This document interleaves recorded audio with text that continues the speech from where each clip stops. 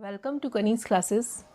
शिक्षा मनोविज्ञान की पिछली क्लास में हमने पढ़ा कि बुद्धि क्या होती है, इसकी क्या परिभाषाएं हैं।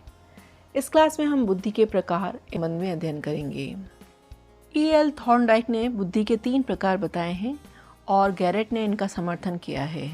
थॉर्नडाइक के अनुसार बुद्धि के 3 प्रकार होते हैं: मूर्त बुद्धि, कॉन्क्रीट इंटेलिजेंस; अमूर्त बुद्धि, एब्स्ट्रैक्ट इंटेलिजेंस; सामाजिक बुद्धि, सोशल इंटेलिजेंस। सबसे पहले हम पढ़ते हैं मूर्त बुद्धि या कॉन्क्रीट इंटेलिजेंस। इस बुद्धि को हम स्थूल बुद्धि भी कहेंगे, गामक बुद्धि भी कह सकते हैं, यांत्रिक बुद्धि भी है और यह व्यावहारिक बुद्धि भी होती है।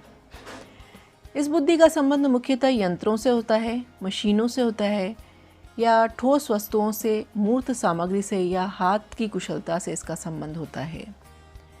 इस बुद्धि वाले व्यक्ति मैकेनिक, कारीगर, इंजीनियर और औद्योगिक कार्यकर्ता होते हैं। जैसे कि कोई सुथार किसी लकड़ी की मेज़ को बना लेता है तो उसको हम कह सकते हैं कि उसके पास मूर्त बुद्धि अधिक है, और सुथार के इस मेज़ बनाने की जो क्रिया है वो व्यवहार में दिखाई देती है, इसलिए हम इसे व्यवहारिक बुद्धि भी कह सकते हैं।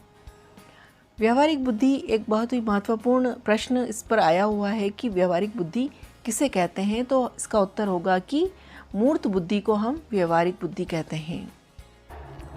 अगली हम पढ़ेंगे अमूर्त बुद्धि या एब्स्ट्रैक्ट इंटेलिजेंस।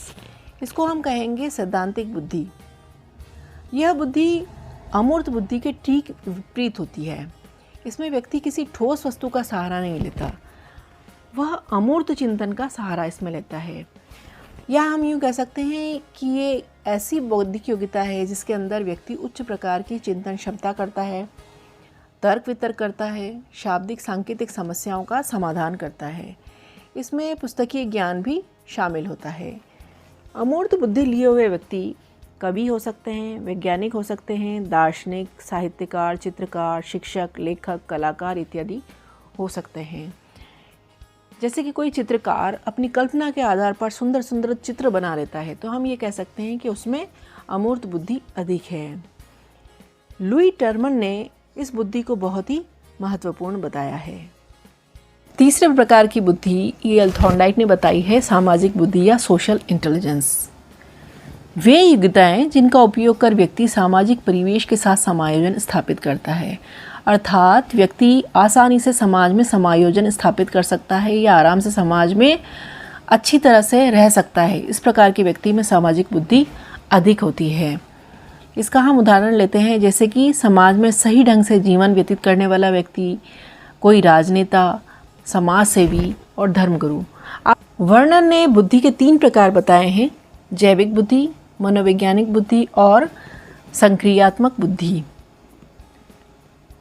अगला है फ्रीमैन। फ्रीमैन ने बुद्धि के लिए कहा है कि यह सीखने की योग्यता है, बुद्धि समायोजन की योग्यता है, यह अमूर्त चिंतन की योग्यता है और शक्तिपुंज की योग्यता है।